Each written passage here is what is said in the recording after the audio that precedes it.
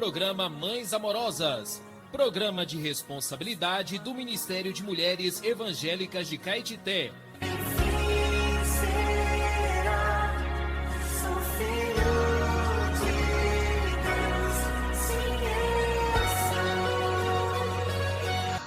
Bom dia, amadas ouvintes e queridas irmãs em Cristo. Está iniciando o programa Mães Amorosas, o Ministério de Mulheres da Igreja em Caetité.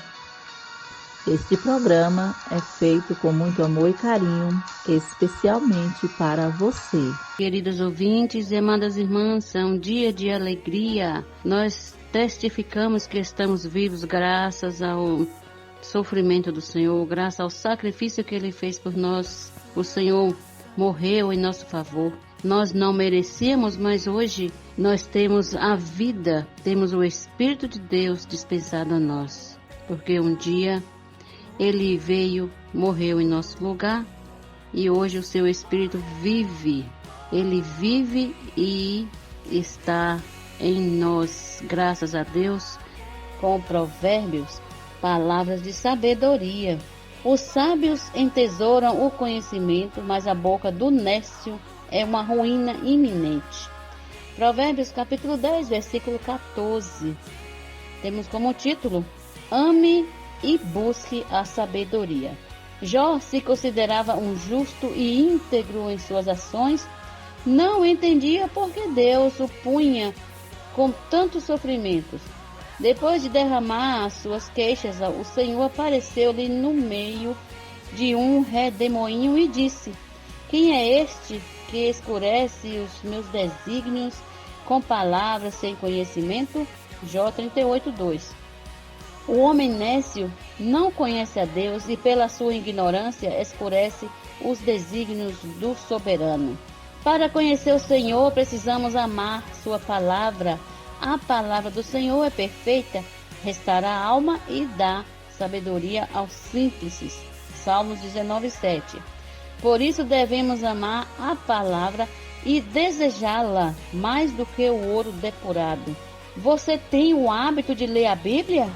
É de extrema importância que tenha essa prática tão saudável. Adquira livros que ajudem você a entender a Bíblia. Tenha o seu próprio alimento diário, devocional, bimestral, publicado pela editora Árvore da Vida. Participe de projetos de leitura de livros com os irmãos. Procure ter o seu próprio exemplar para você sublinhar, marcar textos e escrever comentários. Deus deseja que todos os homens sejam salvos e cheguem ao pleno conhecimento da verdade. 1 Timóteo 2,4. Por isso, devemos seguir o exemplo de Timóteo, que desde a infância sabia as sagradas letras que o tornaram sábio para salvação pela fé em Cristo Jesus. 2 Timóteo 3,15.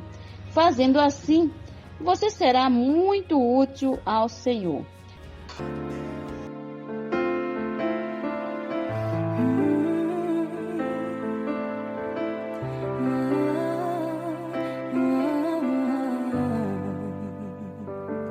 Tua sã palavra chove sobre mim e meu coração se abre para ti. E amadas irmãs, ouvintes do programa Mães Amorosas, a gente está aqui para desfrutar com vocês da nossa leitura bíblica diária.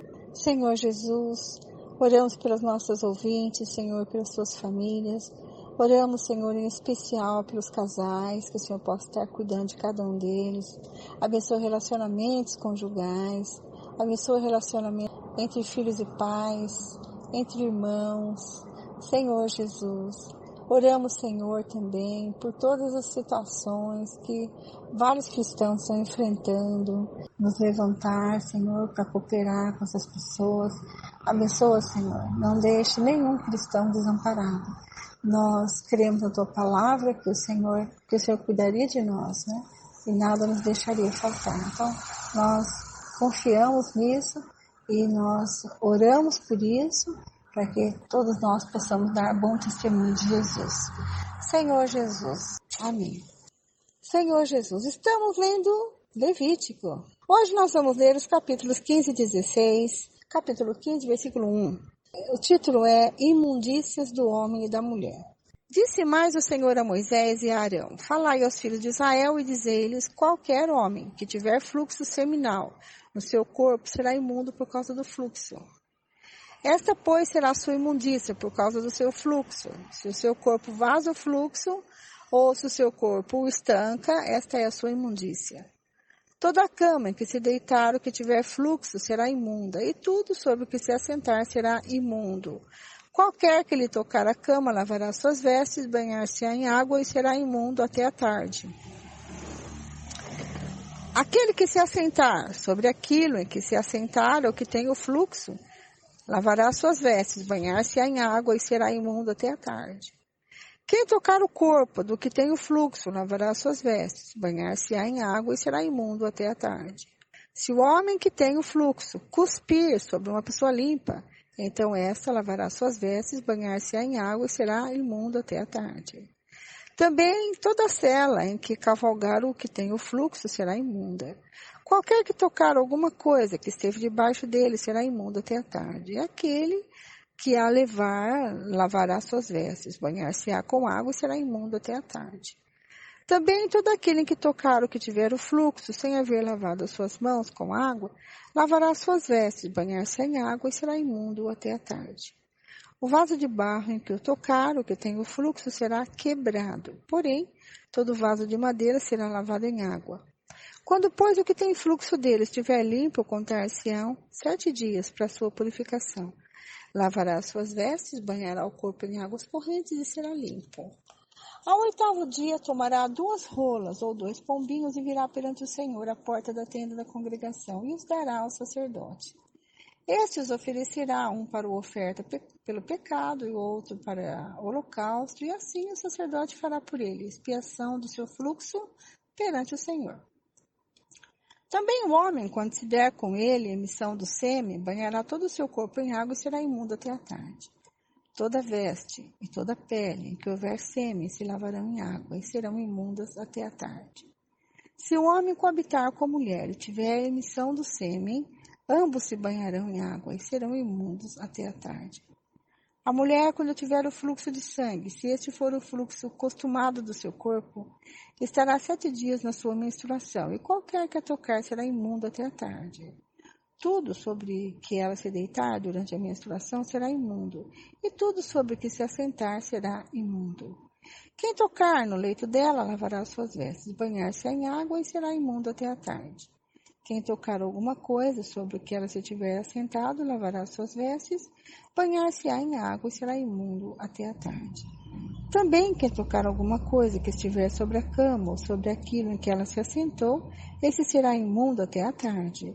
Se um homem coabitar com ela e a sua menstruação estiver sobre ele, será imundo por 7 dias, e toda a cama sobre que ele se deitar será imunda.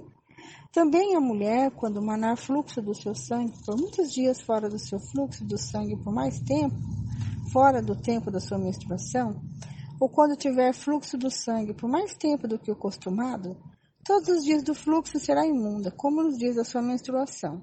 Toda a cama sobre que se deitar durante os dias do seu fluxo, ser-lhe-á como a cama da sua menstruação. E toda coisa sobre que se assentar será imunda, conforme a impureza da sua menstruação. Quem tocar esta será imundo, portanto, lavará suas vestes, banhar-se em água e será imundo até a tarde. Porém, quando se cessar o fluxo, então se contarão 7 dias, e depois será limpa.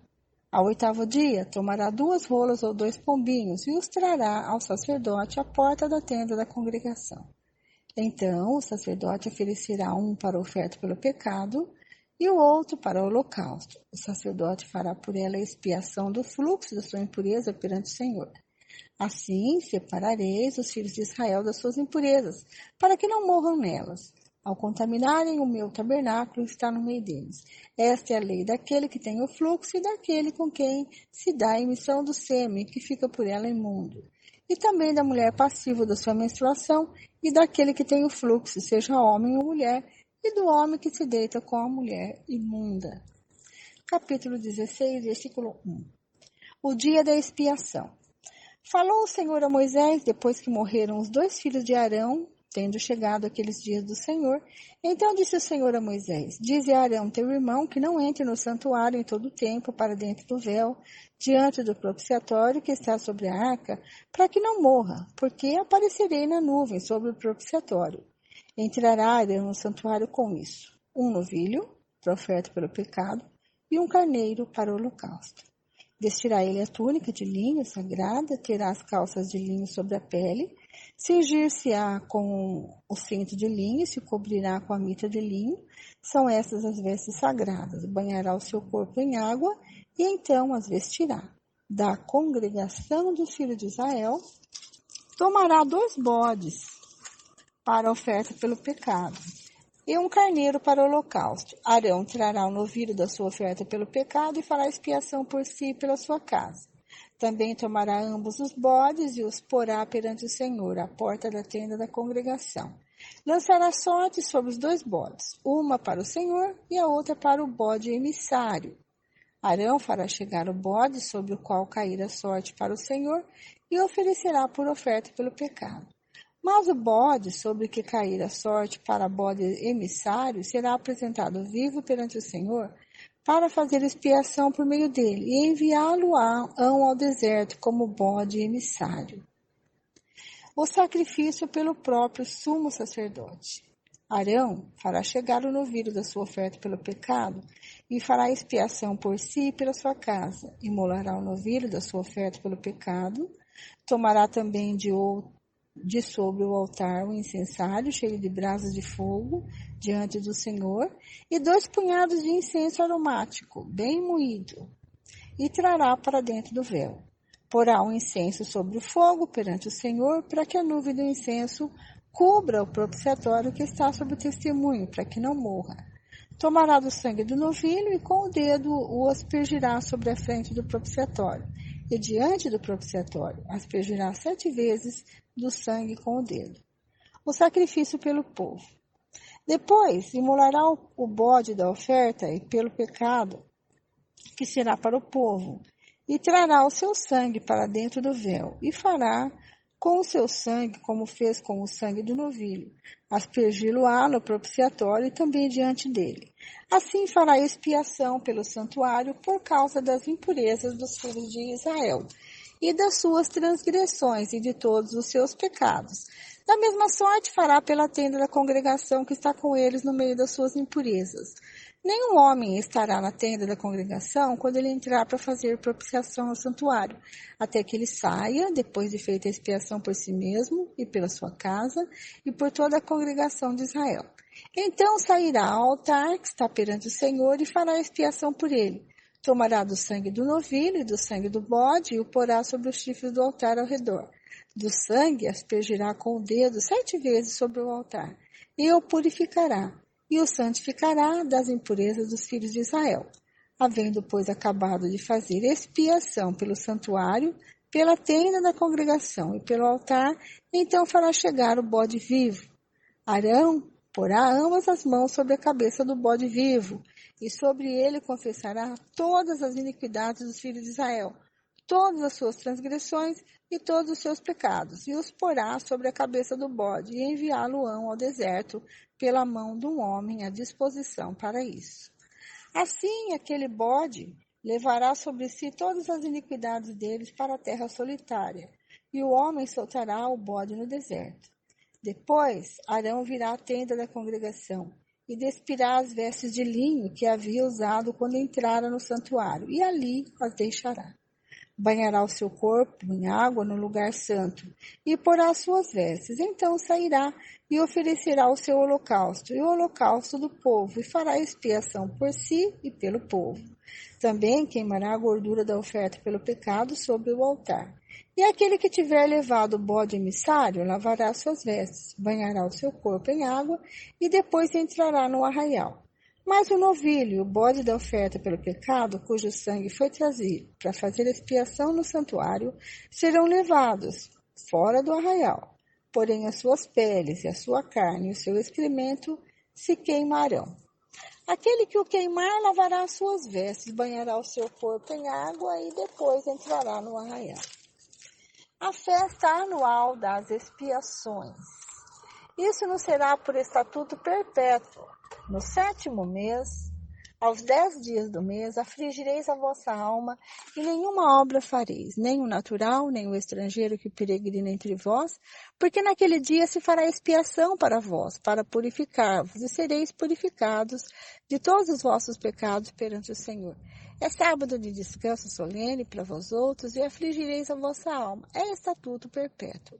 Quem for ungido e consagrado para oficiar como sacerdote no lugar de seu pai, fará expiação, havendo posto as vestes de linho, as vestes santas, fará expiação pelo santuário, pela tenda da congregação e pelo altar.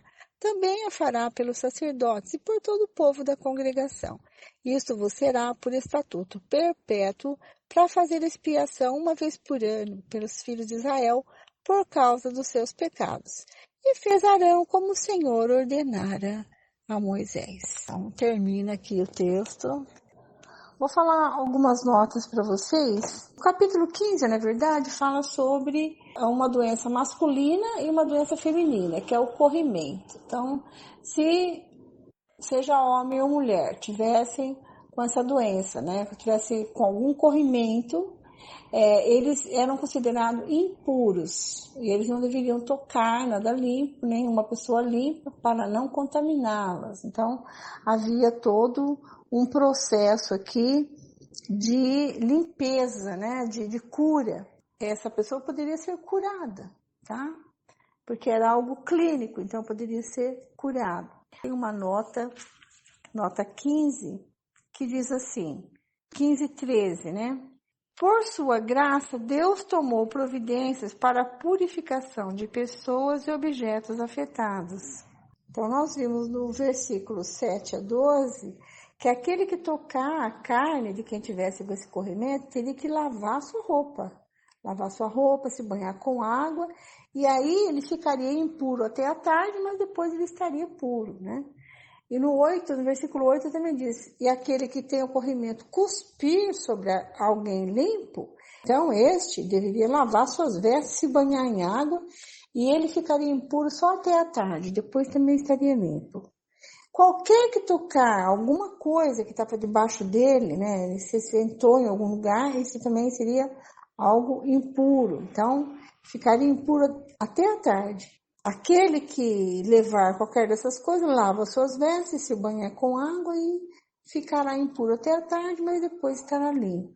E algumas coisas também, por exemplo, o vaso de barro em que tocar o que tem o corrimento será quebrado e todo vaso de madeira será lavado com água. Então, haveria todo um cuidado ali para que isso não se proliferasse, né? Isso aqui são todas ordenanças, né, para proteger as pessoas, né? Então, quem está doente, não contamine outros, né?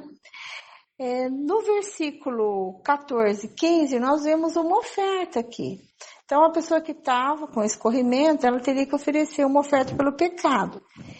Essa oferta removia a impureza, né? E a oferta queimada restaurava o homem à comunidade de Israel.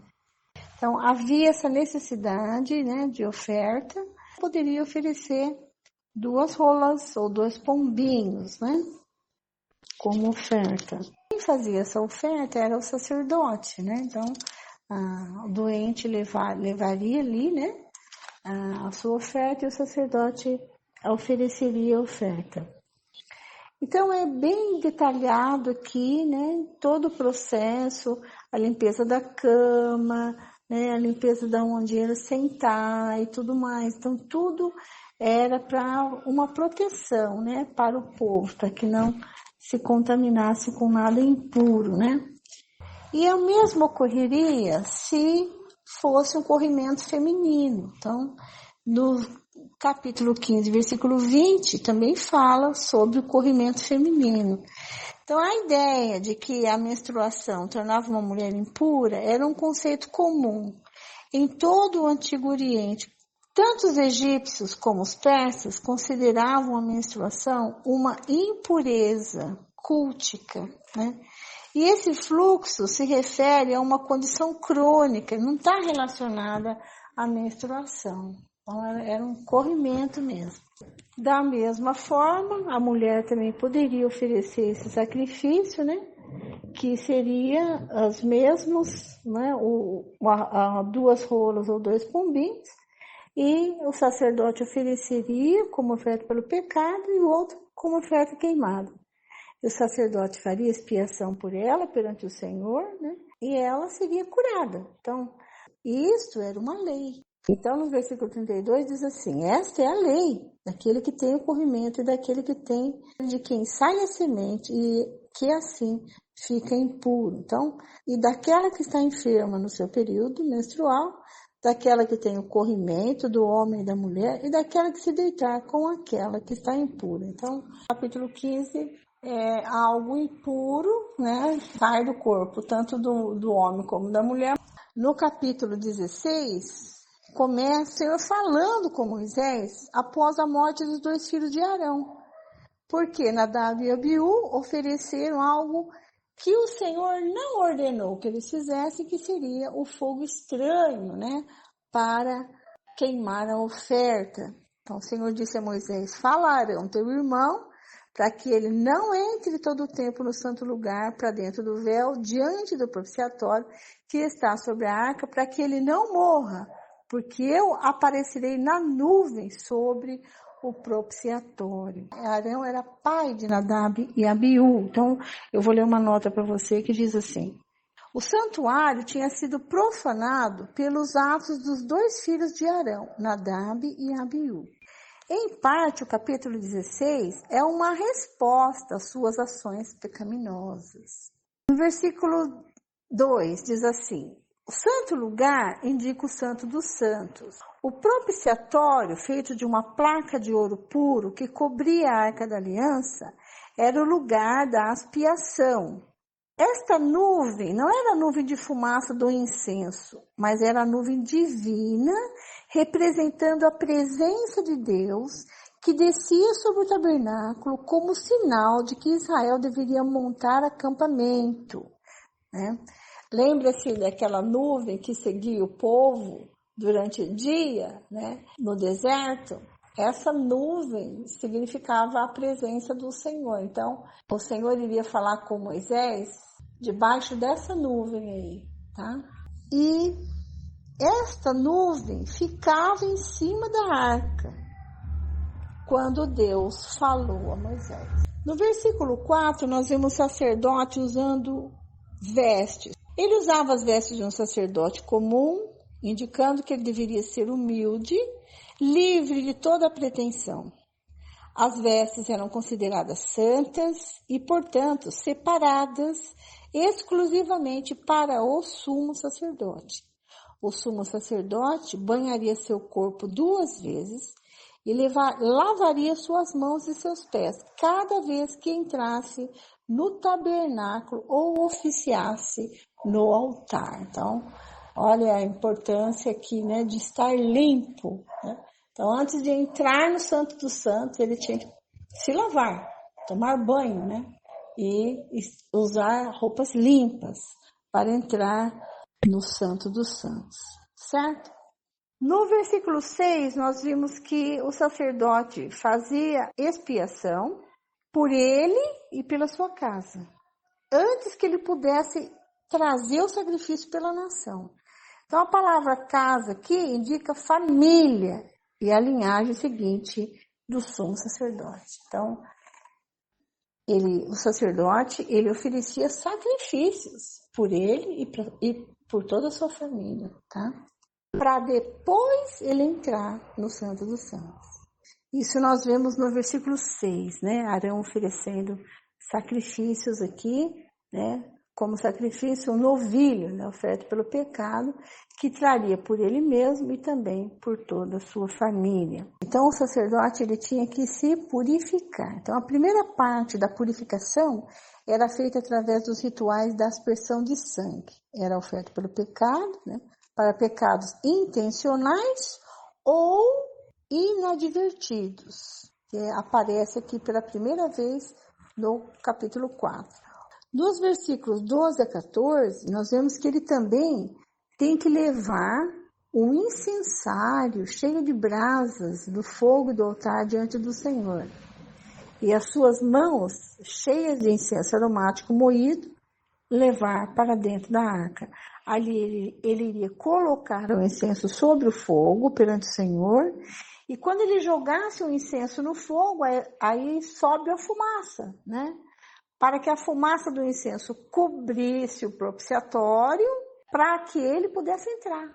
Porque se ele não fizesse isso, se ele não jogasse o incenso no incensário, ele poderia morrer, certo? Porque a presença de Deus estava ali na arca. Então, ele precisava, essa nuvem era uma proteção para que ele não morresse. Então, o incenso aromático tinha uma finalidade muito útil, né? Já que o sangue no propiciatório geraria um odor desagradável. O incenso incluía essências como bálsamo, ônica e gálgamo misturados com incenso puro, tá? Isso era jogado no fogo, né? E daí saía fumaça. O sangue da propiciação purificaria o povo do seu pecado e rebelião. Então, isso definitivamente aponta para Cristo, cujo sangue provê a purificação de todo o pecado. Então, esse sangue da propiciação aqui tipifica o sangue de Cristo, né? Que nos limpa de todo o pecado. Então, o sacerdote, ele entrava com sangue, né? No Santo dos Santos, não podia entrar sem, né? A segunda parte da purificação era feita através da remoção do bode emissário. O autor de Hebreus, que a gente supõe que seja Paulo, né? Ele fez um paralelo com esse ritual ao afirmar que Cristo ofereceu a si mesmo como oferta pelo pecado uma vez por todas. Isso está em Hebreus 10:10. Uma vez só foi suficiente, né? A oferta do Senhor.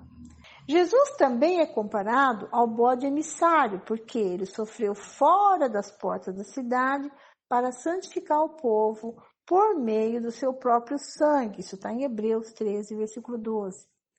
O fato de que Jesus tomou sobre si os nossos pecados também é afirmado em Isaías 53, 5 e 6, 2 Coríntios 5, 21, Gálatas 3, 13 e 1 Pedro 2, 24.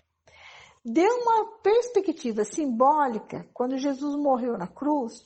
O véu que separava o lugar santíssimo do lugar santo se rasgou de alto a baixo, né? Como nós vimos em Mateus 27, 51.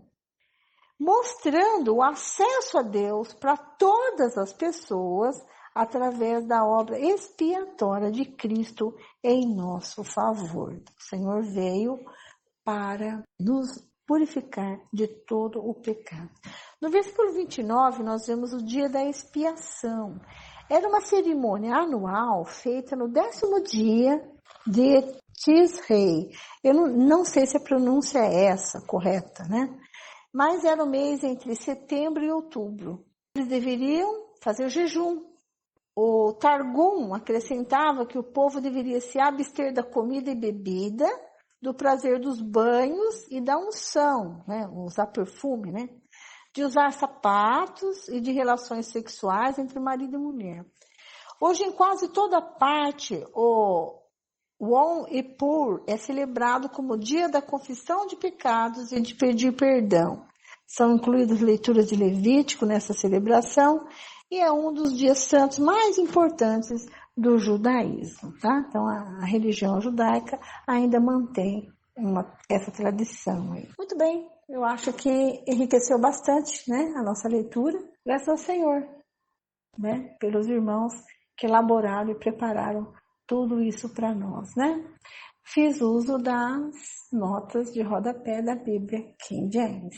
Bom, ficamos por aqui. Agora a irmã Lene traz para a gente a continuação da leitura de hoje, seguindo o roteiro anual. Deus abençoe vocês, amadas. Até amanhã, se Deus quiser. É com você, irmã Lene. Um grande abraço. Queridos ouvintes e amadas irmãs, começando com Salmos, capítulo 40, versículos 11, Provérbios 10 e o Evangelho de Marcos, capítulo 7, versículos de 1 até o 37, começando com Salmos. Oração para livramento. Não retenhas de mim, Senhor, as tuas misericórdias. Guarda em mim sempre a tua graça e a tua verdade. Não tem conta os males que me cercam, as minhas iniquidades me alcançaram, tantas que me impedem a vista, são mais numerosas do que os cabelos da minha cabeça. E o coração me desfalece. Praza-te, Senhor, em livrar-me. Dá-te pressa, ó Senhor, em socorrer-me. Sejam a uma envergonhados e cobertos de vexame os que me demandam a vida. Tornem atrás e cubram-se de ignomínia os que se comprazem no meu mal. Sofram perturbação por causa da sua ignomínia os que dizem, bem feito, bem feito. Folgue em ti, se rejubilem todos os que te buscam, os que amam a tua salvação, digam sempre, o Senhor seja magnificado. Eu sou pobre e necessitado, porém o Senhor cuida de mim. Tu és o meu amparo e o meu libertador. Não te detenhas, ó Deus meu. Agora, Provérbios, capítulo 10, versículos 13. Nos lábios do prudente se acha sabedoria, mas a vara é para as costas do falto de senso. Os sábios entesouram o conhecimento, mas a boca do nécio é uma ruína iminente. Agora o Evangelho de Marcos, capítulo 7. Jesus e a tradição dos anciãos, o que contamina o homem. Ora, reuniram-se a Jesus os fariseus e alguns escribas vindo de Jerusalém. E vendo que alguns dos discípulos dele comiam pão com as mãos impuras, isto é, por lavar, pois os fariseus e todos os judeus, observando a tradição dos anciãos, não comem sem lavar cuidadosamente as mãos. Quando voltam da praça, não comem sem se aspergirem, e há muitas outras coisas que receberam para observar, como a lavagem de copos, jarros e vasos de metal e camas. Interpelaram-no os fariseus e os escribas. Porque andam os teus discípulos de conformidade com a tradição dos anciãos, mas comem com as mãos por lavar? Respondeu-lhes, bem profetizou Isaías a respeito de vós, hipócritas, como está escrito. Este povo honra-me com os lábios, mas o seu coração está longe de mim, e em vão me adoram, ensinando doutrinas que são preceito de homens, negligenciando o mandamento de Deus, guardais a tradição dos homens. E disse-lhes ainda, jeitosamente rejeitais o preceito de Deus para guardardes a vossa própria tradição. Pois Moisés disse, honra a teu pai e a tua mãe, e quem maldisser a seu pai ou a sua mãe, seja punido de morte. Vós, porém, dizeis, se um homem disser a seu pai ou a sua mãe, aquilo que poderias aproveitar de mim é corbã, isto é, oferta para o Senhor, então o dispensais de fazer qualquer coisa em favor de seu pai ou de sua mãe, invalidando a palavra de Deus pela vossa própria tradição, que vós mesmos transmitistes, e fazeis muitas outras coisas semelhantes. Convocando ele de novo a multidão, disse-lhes, ouve-me todos e entendei, nada há fora do homem que entrando nele o possa contaminar, mas o que sai do homem é o que o contamina. Se alguém tem ouvidos para ouvir, ouça. Quando entrou em casa, deixando a multidão, os seus discípulos o interrogaram acerca da parábola. Então lhes disse, assim vós também não entendeis? Não compreendeis que tudo o que é de fora entra no homem, não pode contaminar, porque não lhe entra no coração, mas no ventre e sai para outro lugar, um lugar escuro? E assim considerou ele puros todos os alimentos e dizia, o que sai do homem, isso é o que contamina, porque de dentro do coração dos homens é que procedem os maus desígnios, a prostituição, os furtos, os homicídios, os adultérios, a avareza, as malícias, o dolo, a lascívia, a inveja, a blasfêmia, a soberba, a loucura. Ora, todos estes males vêm de dentro e contaminam o homem.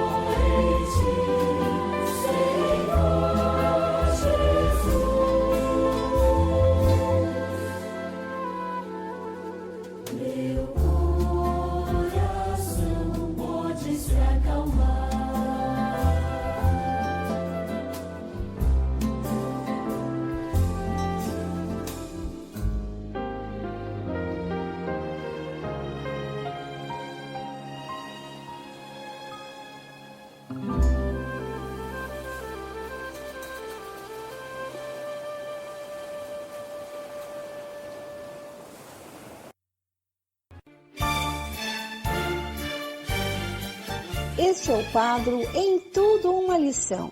Sempre existe algo que podemos aprender com Taíka Saleb. A Hora da Mudança. Convido você a desfrutar mais uma obra do editor Árvore da Vida. Título de hoje: mudar de postura.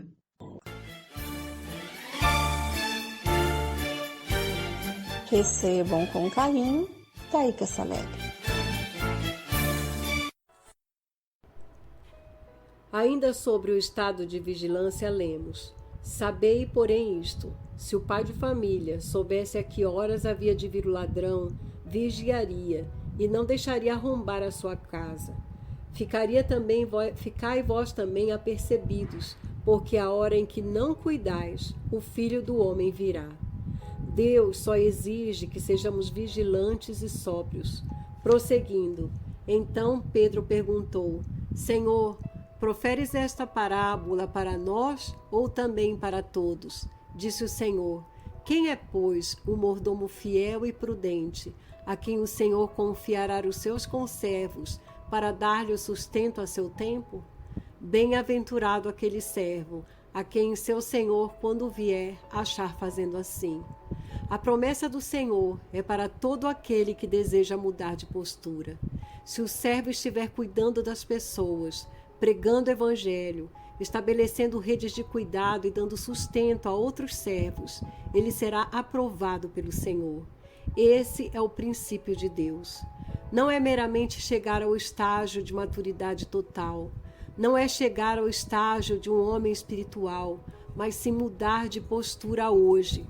Se o Senhor voltar em pouco tempo, é importante que Ele nos encontre com um coração de busca e vigilantes, esperando por sua volta. Ainda que sejamos imaturos e não tenhamos capacidade, se estivermos preocupados com o reino, cuidando das pessoas, orando por elas e pregando o evangelho, seremos vencedores. Ó Senhor Jesus, esse é o nosso desejo, sermos esses mordomos fiel e prudente, que quando o Senhor vier, nos encontre fazendo assim. Nos faça, Senhor, ter atitudes que realmente expressam isso. Ó, ser pessoas, Senhor, que estão cuidando uns dos outros, orando, pregando o evangelho. Ó, Senhor, para sermos vencedores juntamente com o Senhor. Que o Senhor nos encontre fazendo assim. Ó Senhor Jesus. Esse texto foi extraído do livro A Hora da Mudança. Posso orar por você,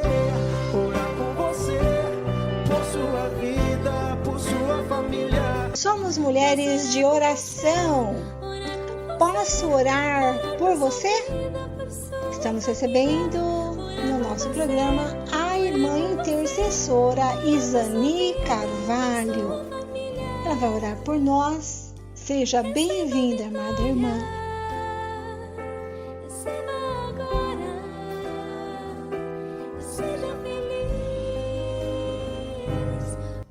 Amadas ouvintes, Deus ama cada uma de vocês e Deus está abençoando a sua vida neste dia e toda a sua família.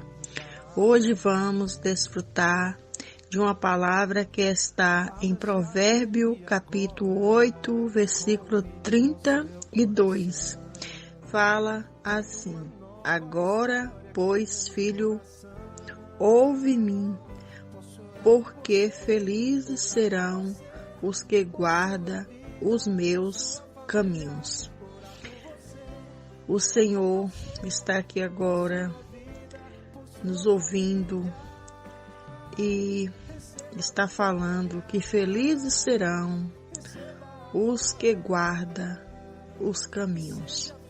Amadas ouvintes, precisamos guardar os caminhos do Senhor, porque os caminhos do Senhor são perfeitos, são maravilhosos. O Senhor está sempre nos ouvindo. É o Senhor que nos dá felicidade, porque se nós guardar os caminhos do Senhor, seremos felizes, porque tudo o Senhor fará por nós, mas dependemos do nosso desejo e da nossa busca e de confiar a nossa vida e entregar nas mãos do Senhor. porque aí o Senhor nos guarda. O Senhor guarda a nossa vida, guarda a nossa família e nos coloca no melhor caminho, porque os caminhos do Senhor são perfeitos. Amadas ouvintes, vamos agora estar diante do Senhor.